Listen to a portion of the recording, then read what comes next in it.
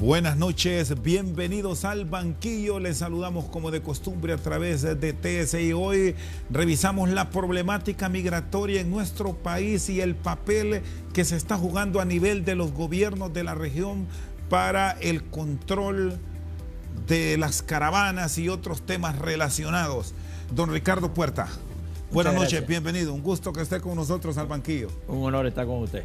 Bueno, ¿cuántos años ya en el país? Es un hondureño más, ya acostumbrado a todo lo nuestro. Vamos a ver, 73, 75, 81, 90 y 95 hasta ahora.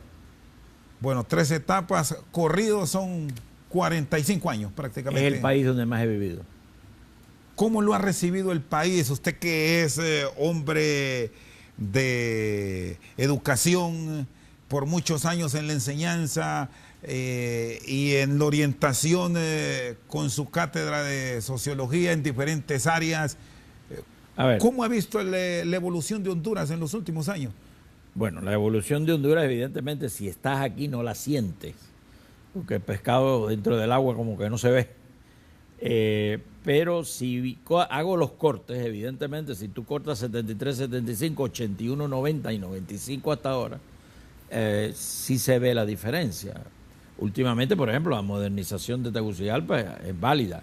El desarrollo industrial, ocupacional del área norte, sobre todo San Pedro Sula, se nota. O sea, Honduras saliendo de un país propiamente, entre comillas, agrícola bananero, a otras instancias que desgraciadamente no se han cuajado del todo, pero que realmente hay una diversidad ocupacional en estos momentos en Honduras que cuando yo llegué en el año 73 no existía.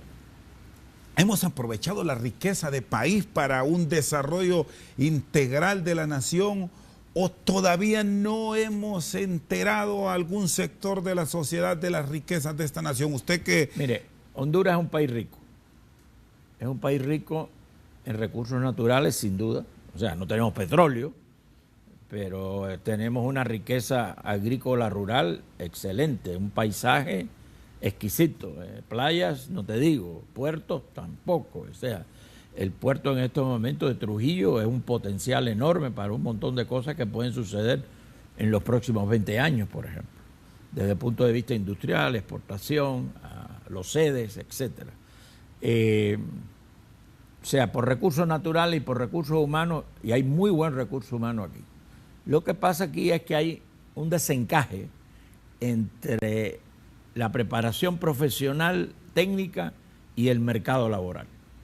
Y creo que no hay una sincronización como debiera haber y no hay una integración que ahora se presenta por primera vez con el cambio de gobierno en México, de una integración más regional con los países del Triángulo Norte y con México, aprovechando que México a su vez tiene un tratado de libre comercio con Estados Unidos y Canadá. ¿Y cómo aprovechar esta coyuntura por estos países que históricamente, y hablamos de Guatemala, México, bueno, Guatemala, El Salvador y Honduras, junto a su hermano mayor México, con esta coyuntura que abre la administración de López Obrador? Te voy a dar un esquema rápido. México es un país dividido entre el norte y el sur. El norte es muy industrial, muy tecnológico, muy orientado hacia la economía norteamericana y hacia la economía de Canadá. El sur, que tiene una sección fuerte ahí que históricamente pertenecía a Guatemala, es un país rural agrícola, muy parecido a Honduras, es la parte más parecida a Honduras en términos de Honduras agrícola, rural, subdesarrollada. Y yo te diría que en estos momentos quizás el tema migratorio es el que da el eslabonazo para empatar todo esto. Es una especie de L. Aquí están los países del Triángulo Norte y aquí está el país de México, Estados Unidos y Canadá. Entonces, si hacemos esta intersección aquí, México, por ejemplo, México tiene una serie de industrias que nosotros no tenemos aquí. Automovilística, plantas procesadoras de cierto tipo de alimentos, transformación industrial, y yo creo que hay una posibilidad de empatar el desarrollo industrial de México con el desarrollo industrial de Honduras. mirando siempre la posibilidad de que nos empatemos hacia la economía externa para ser competitivo en términos de Estados Unidos y Canadá. Fíjate, Canadá es el único país del mundo que recientemente, en la primera semana de enero, sacó un artículo diciendo necesitamos 1 millón de inmigrantes. Canadá es uno de los países con Australia más racionales para tener una migración ordenada, segura y regular. Desde esa óptica, ¿qué visión deben tener gobiernos como el de Honduras ahora que se presentan estas caravanas que siempre se han dado, debemos decir, nada más que en su momento se dieron en grupos pequeños? Si van 150 Oculto, diarios por goteo. Por goteo, dice usted. Por ahora goteo. se van en caravana. ¿Cómo aprovechar esa posibilidad que abre Canadá? Mira, yo creo que, a ver, primero ha visibilizado el tema migratorio a unos niveles de entendimiento y de, yo te diría, de extensión y de importancia que antes no tenía. O sea, ahí tienes 3 paradigmas o 3 esquemas o 3 paquetitos distintos. Uno, me voy con coyotes, vamos a llamarle eso opción A. B, me voy en caravana, opción B. C, una caravana que está infiltrada por coyotes, que es la que existe ahora. Esas son los 3 paradigmas distintos. ¿Es manipulada esta caravana? Mira, todo acto, la respuesta es sí. Y todo acto público, y que la caravana es un acto público porque es masivo, voluminoso, mediático, donde realmente existe en el juego siempre de tránsito un juego de fuerzas, en el sentido de quién da el golpe primero, quién tiene el control. Honduras tiene una característica un poco errática defendiendo fronteras por el hecho de los puntos ciegos. Te voy a dar uno que conozco. Corinto tiene 9 puntos ciegos. Todas las fronteras de Honduras, en Honduras hay 370 puntos ciegos en todas las fronteras. Evidentemente no todos están en la frontera con El Salvador o con Guatemala. ¿Dónde es que hay más?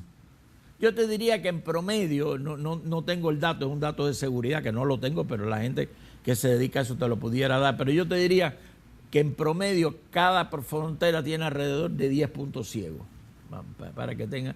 Si te dicen más de 10, a lo mejor se va muy arriba, y si te dicen menos de 5, a lo mejor se va muy abajo. Pero el promedio es 10. Yo te diría 10. Y ahora viene un punto. Esos puntos ciegos se han desarrollado no por la migración. Esos puntos ciegos se han desarrollado por el contrabando y por el tráfico de drogas. Entonces, y de cola se le pone migración. Pero controlar eso es prácticamente imposible. Y esto lo tienen todos los países de la región, no solamente es Honduras. Yo te diría que a lo mejor el más celoso es El Salvador. ¿Qué tiene El Salvador de diferente? La guerra que tuvo, el militarismo que tiene en su vida civil. Y en el caso de Guatemala hay una oligarquía tradicional y una separación básica con toda la población indígena, que hasta que eso no se integre, realmente el país va a tener unos problemas serios, aunque Guatemala es un país riquísimo, riquísimo. Comparado en la región, probablemente es el país más complejo que hay desde el punto de vista socioeconómico político y el más atractivo que hay en términos de paisaje, belleza natural, turismo. El turismo de Guatemala, mi respeto. Ahora, con la salida de estos grupos, que recién se fue el último, se están utilizando estos puntos ciegos para entrar a territorio guatemalteco y seguir esa aventura que de momento los está parando México. Depende, pero espérate. Es muy interesante lo que acabas de decir, pero vamos a matizar eso. Depende de la fuerza o resistencia que se encuentre en la frontera y cuánto preparativo se ha tenido, y ahí te doy un dato interesante. Mira, la caravana de octubre, por poner la primera, vamos a decir, la que dio inicio a todo este fenómeno de caravana, ahí el gobierno de Honduras desaprovechó, a mi modo de ver, un periodo crítico que es desde que sale de San Pedro Sula hasta que llega a la frontera con Guatemala. Esta vez no lo ha desaprovechado, lo ha aprovechado. Y lo ha aprovechado más inteligentemente. Es decir, esta vez sí estaba preparado el aparato de Estado para responder. El aparato de Estado y la sociedad civil. Iglesias, Cruz Roja, CIPRODE, el Comisionado Nacional de Derechos Humanos, los grupos ecológicos, todo esto está formando parte de esta caravana en el tránsito de Honduras, pero es que le da la posibilidad de, en el camino, prepararlos para cruzar la frontera. O prepararlos para que nos sigan. Indirecta. Las dos agendas son válidas. Y las dos agendas están trabajando simultáneamente. Al mismo tiempo que se prepara a ver quién de verdad puede pasar, quién de verdad no debería pasar y quién por ley está metido ahí que no debería estar.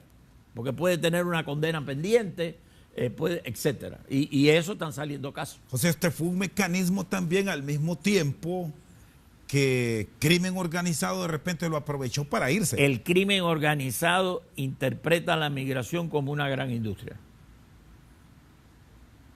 ¿Qué nos depara con esto que ocurrió ahora?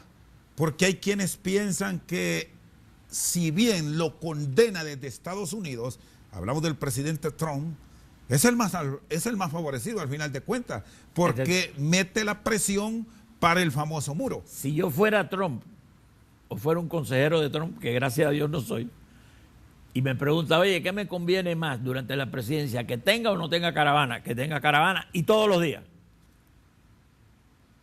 Eso hace conciencia, claro, en sus políticas. No, y tengo un tema para entretener a la gente. Después yo hago lo que me da la gana.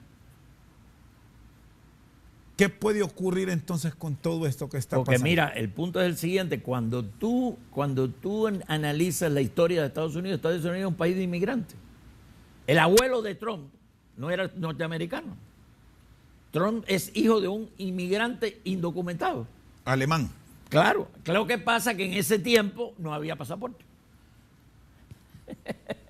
Cuando el viejo llegó, no había pasaporte, entonces no hay indocumentado.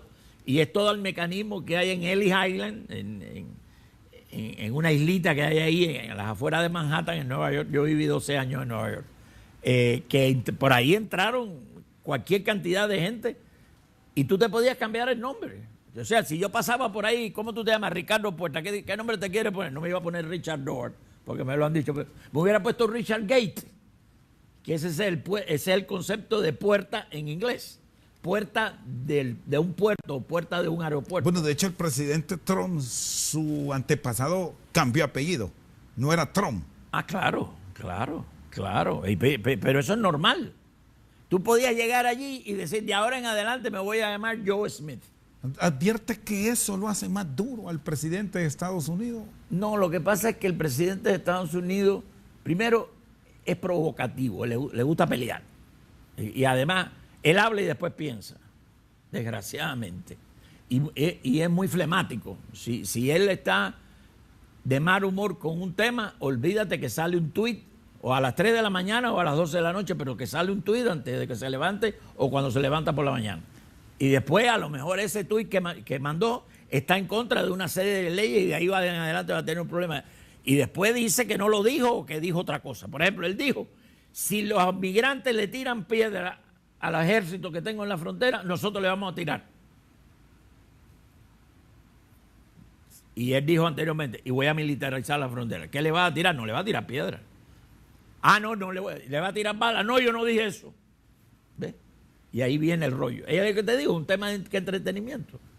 Está con nosotros esta noche al banquillo el experto en temas migratorios, Ricardo Puerta. Una pausa.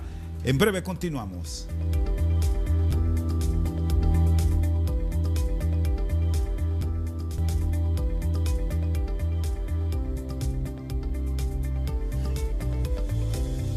Sigue con nosotros don Ricardo Puerta. Se nos quedó el tema de Canadá.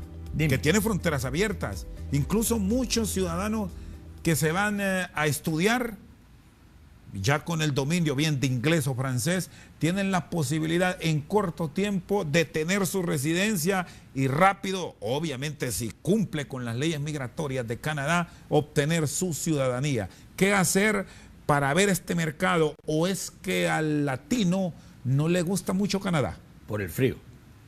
El frío los corre. O sea, cuando a ti te dicen que Canadá es más frío que Estados Unidos, tú dices, ¿cómo? Y ya se te... Acuérdate que nosotros tenemos una mentalidad playera. Y el veces, trópico. Y medimos la recepción de los países y tiene buenas playas y cómo son, etcétera. ¿Ves? Yo viví en Canadá 3 veranos, 4 veranos. ¿Solo verano? Verano. Fui una vez a una universidad como estudiante y después me contrataron, me contrataron por 2 veranos más, perdón, son 3. Fui estudiante y me contrataron de profesor por 2 veranos más. En un programa que había ido como estudiante. Era un programa latinoamericano de liderazgo social y cooperativismo. Si tú me preguntas cuál es la memoria que tú tienes de Canadá, te voy a decir algo. Primero, en poco tiempo que yo estuve allí, que fueron 3 veranos, vamos a poner nada más, yo tuve la posibilidad de quedarme a vivir en Canadá y hacerme ciudadano canadiense. Me dieron esa oportunidad. Pero de firmar papeles. Son flexibles con sus leyes migratorias. Para que tengan una idea, Canadá es un país que teniendo un territorio, creo, mayor que Estados Unidos, y ahí puedo tener un error, pero creo que es mayor que Estados Unidos, tiene 1/8 de la población que tiene Estados Unidos. En Canadá tú puedes estar en una carretera por 2 horas o 3 horas y no ver a nadie en el camino, y no ver casas en el camino. Canadá es un país que todavía, si tú eres forestal, te puede asignar un bosque para que lo mantengas y desarrolles un negocio ahí. Todavía o sea, Canadá es un país de frontera abierta todavía. Canadá, vamos a redondear números, no llega a 40, 45 millones de habitantes. Estados Unidos tiene 330. Y Canadá es el país del mundo con más agua dulce. Debemos aprovechar estas oportunidades, claro, buscar esas alternativas, claro, para una migración controlada. Claro. ¿Qué recomienda usted que vivió, que conoce de las leyes migratorias de Canadá, para ir de forma legal, sin ese riesgo? Te voy a dar un dato. Canadá es creo que es Canadá y Australia nada más en el mundo, que tú puedes hacer un proceso migratorio donde toda la interacción es a través de cómputo. O sea, todo en línea. Todo en línea, y las decisiones son digitales con esquemas de los formularios que tú vas llenando. No interviene decisión humana en términos de si vas o no vas. Entonces, en ese sentido es muy objetivo. ¿Cuánto tiempo puede llevarse un trámite de estos en un enlace, en principio planteado de estado a estado? En términos máximos, no más de 2 años, pero lo puedes hacer en 1. ¿Es la mejor coyuntura para ciertas profesiones? Yo no quisiera incitar a nadie, pero las personas que están interesadas, y tengo varios amigos míos que me llaman y yo les digo, mira, yo no soy la persona más indicada para aconsejarte porque esa no es mi especialidad. Pero vete, tengo amigos aquí que trabajan en cooperación canadiense, que yo le digo, pregúntale a este. Por ejemplo, tengo un amigo salvadoreño que es ciudadano canadiense, ya está retirado y ha venido aquí como retirado a hacer una labor social de la cooperación. Y el individuo evidentemente sabe mucho de esta zona, evidentemente de El Salvador sabe muchísimo. Ese es su país de origen. Ahora, desde un punto de vista profesional, es un profesional canadiense. Ahora, para tener estas aspiraciones, ¿es un país anglo-francés? Hay 2 tipos. Canadá tiene como lenguaje oficial el francés y el inglés. ¿Debe forzosamente un migrante hablarlo o tener un dominio para tener esa posibilidad? Por lo menos uno de los 2 idiomas. Es interesante porque evidentemente nosotros aquí tenemos una influencia mayor del idioma inglés, pero culturalmente nos sentimos más identificados con el canadiense francés, por ser latino. ¿Cómo está la economía? Porque muchas veces cuando vemos hacia el norte, primero pensamos en la facilidad del castellano de la República Mexicana, luego la aspiración eterna es el sueño americano bajo la visión de Estados Unidos, pero muy poco Canadá. Su economía es sólida. Incluso uno de los países con la mejor alimentación del mundo. Afirmativo. Y tiene unos programas sociales fabulosos que en Canadá el Estado funciona. Ahora, ¿hacia dónde vamos ya con las políticas que se están implementando ahora mismo en los Estados Unidos? Con la dureza, con la franqueza para muchos, aunque otros no lo quieren, con la que habla Trump. A ver, que mira, no quiere migrantes, que migrantes ilegales, desde luego. No. Él está en una posición antimigrante. Esa posición tiene una especie de interés, capricho antimigrante. Pero es un error decir que desde que Trump está de presidente ha cambiado la política migratoria de Estados Unidos. Eso es falso. Siempre ha sido... Espérate. Cambiar la política migratoria de Estados Unidos quiere decir cambiar leyes. Trump no ha cambiado una sola ley migratoria. Lo que hace Trump es lo siguiente, es una estrategia muy típica de un individuo que le gusta crear realidades. Estados Unidos no es un país presidencialista, es un país donde el soberano está en el legislativo. El legislativo es bicameral, Cámara de Representantes y Senado. Y el soberano está en la Cámara de Representantes, no en el Senado. El Senado está compuesto por 100 senadores, 2 por cada estado, no tiene que ver nada con la población. Es una base territorial, 2 senadores por cada estado. Y 435 miembros de la Cámara de Representantes, donde cada distrito electoral es alrededor de 700, 800 mil personas. Esa es la Cámara de Representantes. Y la Cámara de Representantes sale a elección cada 2 años. El Senado, los senadores salen 1/3 por 6 años. Yo creía que entre el Senado y la Cámara de Representantes el Senado era más importante. No es cierto. No es cierto. Si se muere el presidente, le sigue el vicepresidente. Y si se muere el vicepresidente, le sigue el individuo que representa la mayoría partidaria de la Cámara de Representantes, no del Senado. En este caso sería Nancy Pelosi actualmente. Afirmativo. Ahora, aquí nos han vendido la idea, a nivel de América Latina, que cuando llegan los demócratas son más flexibles con las leyes migratorias, no así los republicanos. Pero la realidad que plasma es que Estados Unidos es para Estados Unidos. Mira, no hay cambios. Es una ironía, porque nosotros tenemos una idea de que el Partido Republicano es más conservador que el Partido Demócrata, y eso es relativamente cierto dependiendo de la zona del país que estás hablando. O sea, si tú me dices a mí, yo viví en Nueva York en unas condiciones donde un republicano liberal de Nueva York era más liberal que un demócrata en el sur de Estados Unidos, que era George Wallace. ¿Entiendes? O sea, ahí tenemos esquemas que son estereotipos y hasta cierto punto prejuicios. No estoy defendiendo un partido u otro, pero es un error eso de decir los demócratas son liberales y los republicanos son conservadores. Ahora, es cierto que el Partido Republicano tiene facciones más conservadoras que liberales, eso es verdad. Pero encontrar un liberal republicano y encontrar un liberal de Partido Demócrata y ponerlo juntos, mira, no, a veces el liberal republicano se maneja bien con un centrista demócrata. O mira McCain. McCain era un individuo que era conservador, era republicano. Y antes de morir hizo un testamento diciendo: no quiero que Trump vaya a mi funeral. No quiero que vaya a mi entierro. Y lo prohibió. Y era un individuo en el Congreso que era famoso porque hacía esfuerzos bipartidistas siempre.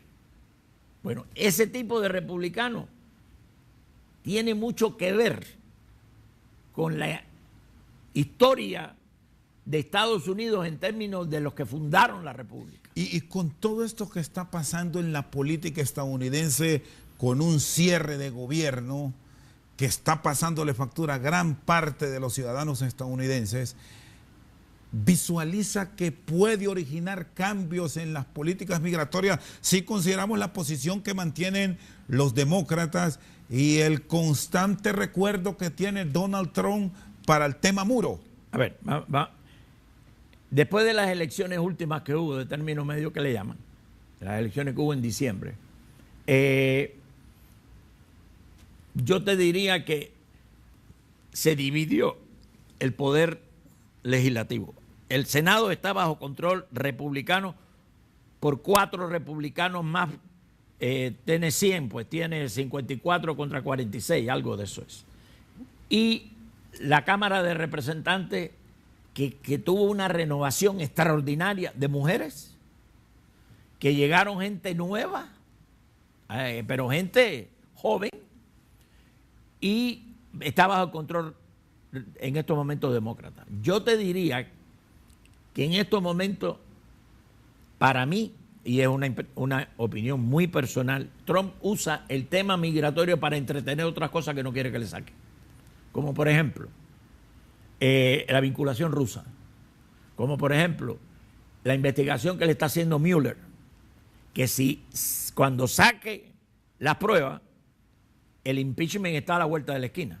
O sea, el juicio político. Y están preparando a la opinión pública para eso. O sea, si tú me preguntas a mí, y ahora me voy a poner demócrata, si tú me preguntas a mí, miembro del Partido Demócrata, a favor del Partido Demócrata, ¿tú quieres que saquemos a Trump del poder o que lo dejemos? No, yo quiero que lo dejen. Así lo puedo chantajear. Es vulnerable, no paga impuestos. Nunca ha ganado una primaria. Nunca ha ganado una elección popular. Perdió por 5 millones de votos con la Hillary. Y ganó por el sistema electoral de Estados Unidos, que si hubiera sido otro, pierde.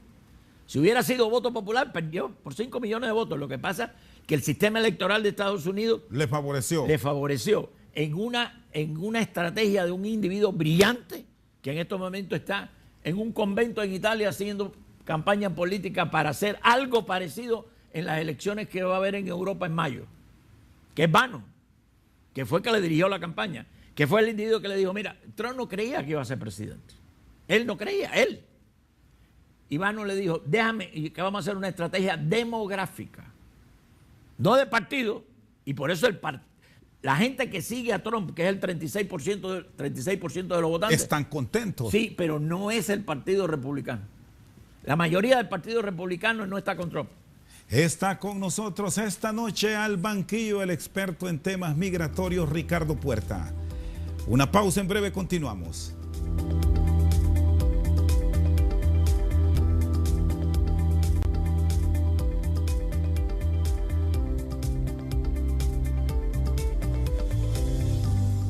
Sigue con nosotros don Ricardo Puerta.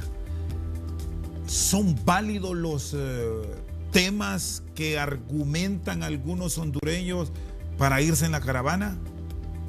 ¿Cómo debe ser la actividad que desarrolla el gobierno para evitar que siga este flujo hacia los Estados Unidos, que debemos decir es de hace muchos años, no de ahora? Primero, te anticipo que el año 2019 va a ser el año de las caravanas. Esa es mi intuición. ¿Por qué? Porque primero se ejemplificó masivamente, mediáticamente, por más de 3 meses, no solo nacional, sino regional e internacionalmente. Es la primera vez que Honduras siempre, todos los días, estaba, y te lo digo por ver la televisión alemana, inglesa, española, Chile, mexicana. Eso no existía antes. Ese es el primer punto. Fuimos tendencia. Sí, pero una cosa que tenemos que preguntarnos seriamente es por qué, si los 3 países del Triángulo Norte son los más propensos a emigrar y todas las caravanas se organizan aquí. ¿Por qué no se organizan por qué no empiezan en Guatemala o en El Salvador? Aunque sí hubo caravanas. No, de cola. O sea, la matriz, me habla usted. El pecado original empezó aquí, si lo quieres ver como un fenómeno negativo. La matriz, la maternidad de la caravana está aquí. La pregunta es ¿por qué? Te voy a dar ahora un esquema rápido. Si Honduras creciera al 6% o más anualmente, consecutivamente por los próximos 10 años, óyete, rebajaríamos la pobreza de un 66%, estoy dándote unos números redondos, que son 2/3 de la población, a un 20-25%. Y Honduras, ¿a qué tasa crece? No pasa del 4% y escasamente está entre 3.5 y 4 erráticamente ahí. Ahí tienes ya un problema serio interno de empleo. El otro punto, hasta este momento, la empresa privada está desentendida con la migración. Eso es un error. Es un error porque si el problema que tenemos 3 causas principales en migración.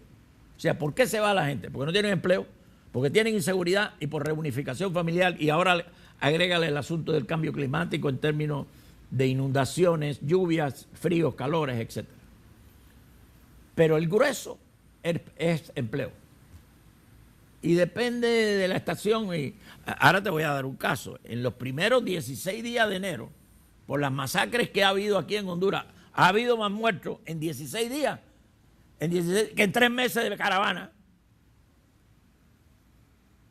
Aunque los datos han bajado. Pero en la caravana nada más que hubo 11 muertos. Y estoy siendo cruel. ¿Cuántos muertos hace falta? 1 nada más. Y si es el pariente mío, ese hace el mundo y hace las estadísticas para todo el mundo. Pero el punto no es ese.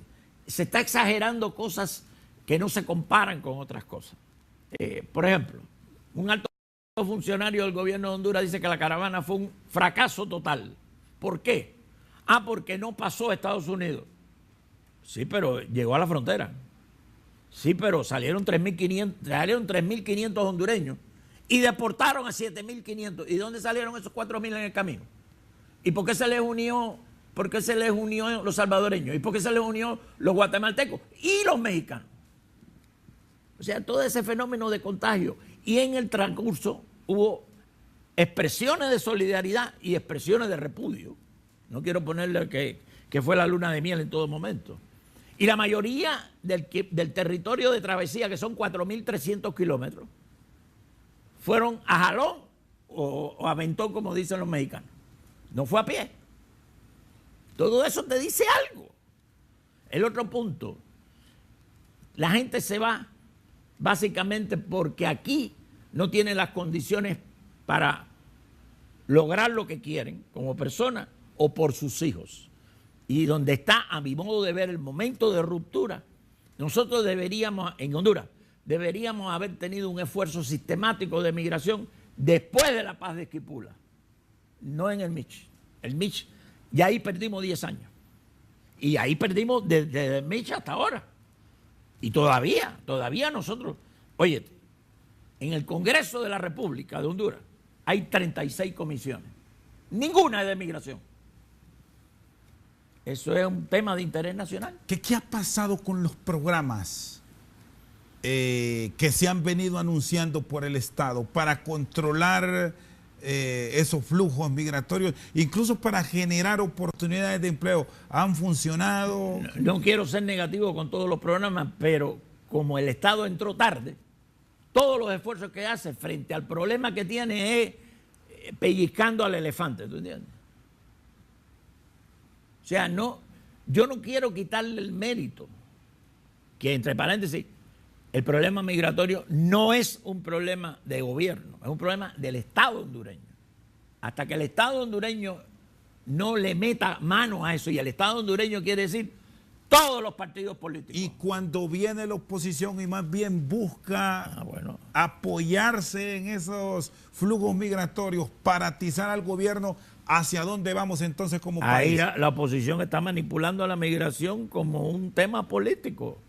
Y tiene derecho a hacerlo porque estamos en una democracia, pero no está haciendo lo que debería hacer. ¿Eso le genera de mérito a la caravana o cómo lo analiza desde el punto de vista? Todos los partidos políticos, en Río Revuelto ganancia de pescadores, a todos los partidos políticos, al gobierno le conviene también tener caravana, porque así da una presencia, muestra su fortaleza, lo que tú quieras.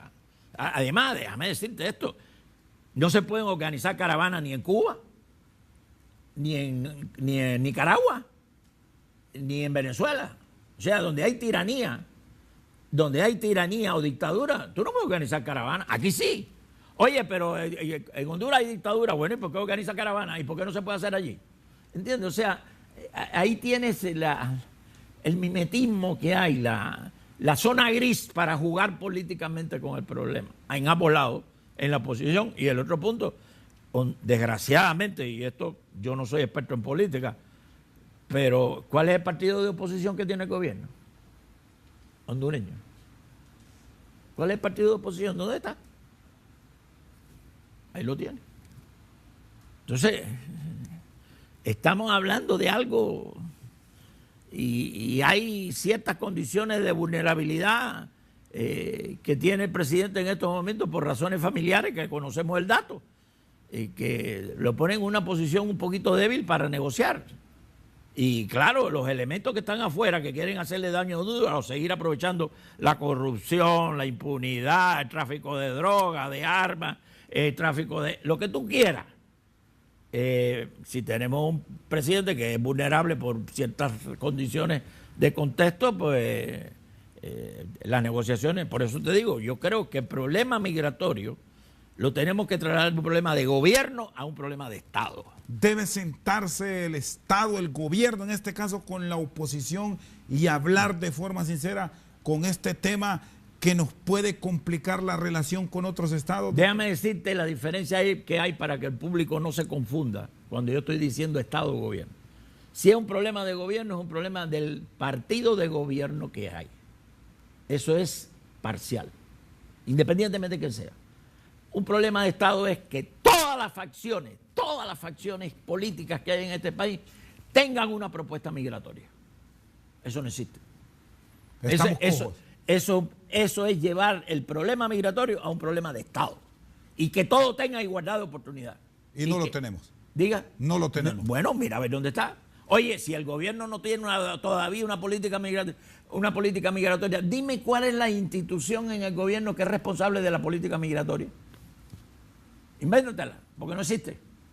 ¿Cuál? Y la prueba es que, como te dije yo, en el Congreso de la República no hay una comisión de migración. Está con nosotros esta noche al banquillo don Ricardo Puerta, experto en temas migratorios. Una pausa, en breve continuamos.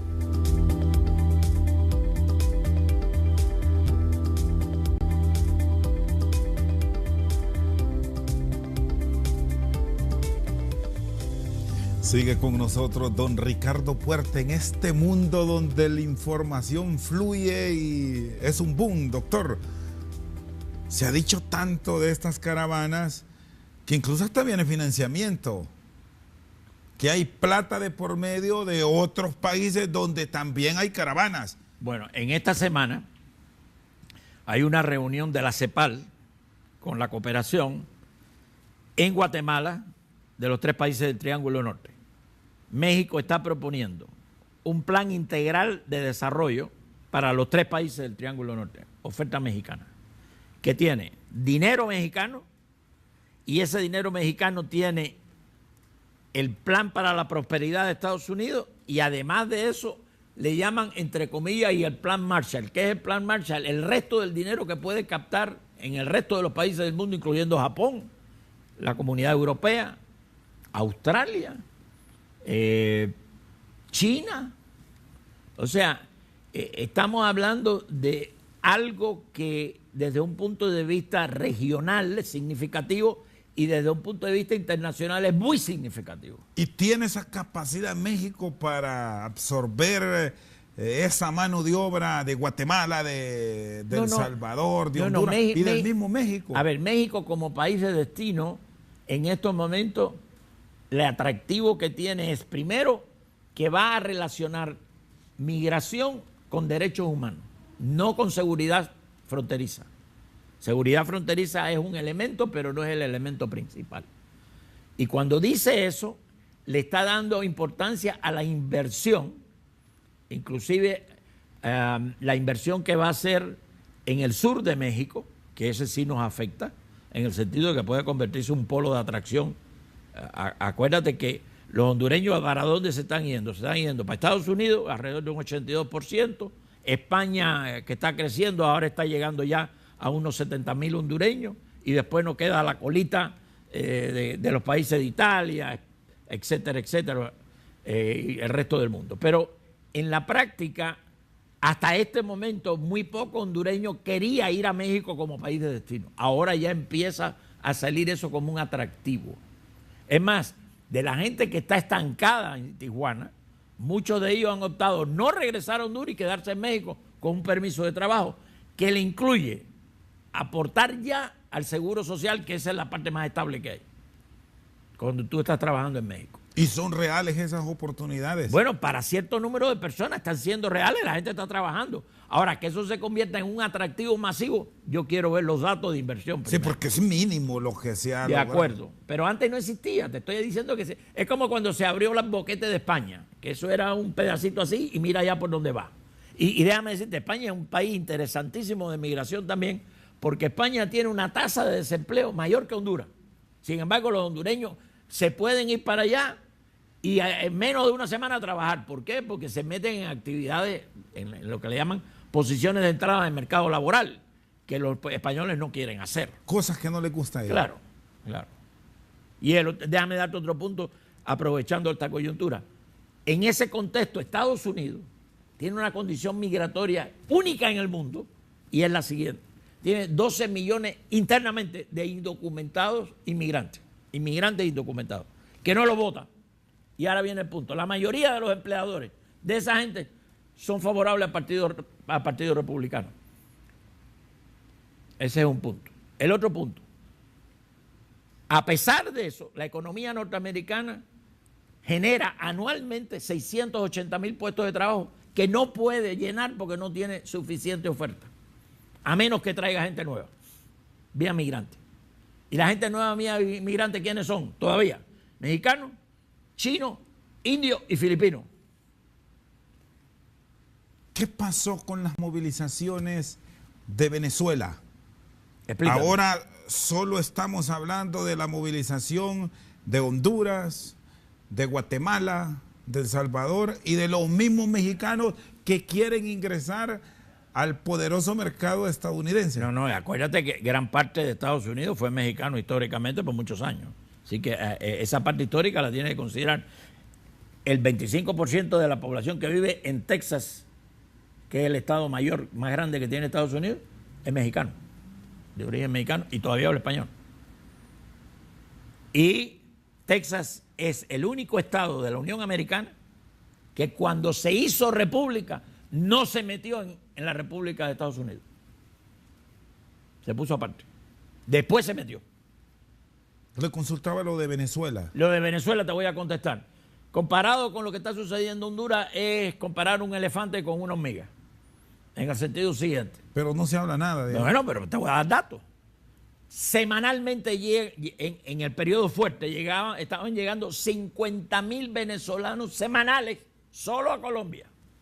Y después se abrió el boquete por Brasil. Y 50.000 nunca han llegado a Tijuana. El número mayor que dieron de la caravana de octubre fueron 12.000, incluyendo hondureños, salvadoreños, guatemaltecos, mexicanos y resto de población que estaba en tránsito, cubanos, haitianos, hay muchos africanos, peruanos, sirios, lo que sea. Entonces, cuando tú comparas números, tú estás hablando de 10.000 contra 50.000 semanal. Y la economía de Colombia no es la de Estados Unidos. Entonces, estamos hablando de países que han enfrentado un problema parecido y lo están manejando en una forma que parece que no es tan escandalosa como aquí. Claro, hay países que están cooperando porque a su vez Colombia permite que tú te vayas después a Perú, o que te vayas a Argentina, o que te vayas a Uruguay, o que te vayas a Chile, y eso está colaborando porque eso afloja la tensión y no queda todo en Colombia. ¿Cuál es la política migratoria que debe seguir Honduras para tener mayores controles? Para evitar bueno, quitar va a ser difícil esta aspiración de ir a Estados Unidos, pero reducir los números de compatriotas que viven con los ojos en la Unión Americana. Mientras que tú tengas las condiciones de empleo que hay en Honduras, los factores de expulsión de Honduras son suficientes para que yo te diga que la migración es democracia votando con los pies. En el sentido de que eso no lo para nadie. Y la migración es un derecho natural, no es un derecho natural colectivo, eso no existe. O sea, que me digan a mí que una caravana por derecho natural la deben dejar pasar una frontera, eso es falso. La caravana es una organización de tipo político y es un derecho político que tú tienes por vivir en una democracia y organizar eventos masivos para desplazarte o protestar, siempre que lo hagas pacíficamente, respetando la ley y respetando la propiedad y los derechos de terceras personas. Evidentemente eso se ha violentado de ambas partes, porque el Estado hondureño ha infiltrado la caravana para boicotearla, sobre todo la de octubre. Ahora tiene una posición más razonable, fíjate, en estas que realmente esta es la tercera caravana. Don Ricardo, le agradezco. Encantado. Feliz noche. Igualmente. Con nosotros esta noche al banquillo don Ricardo Puerta, experto en temas migratorios. Por su sintonía, muchas gracias.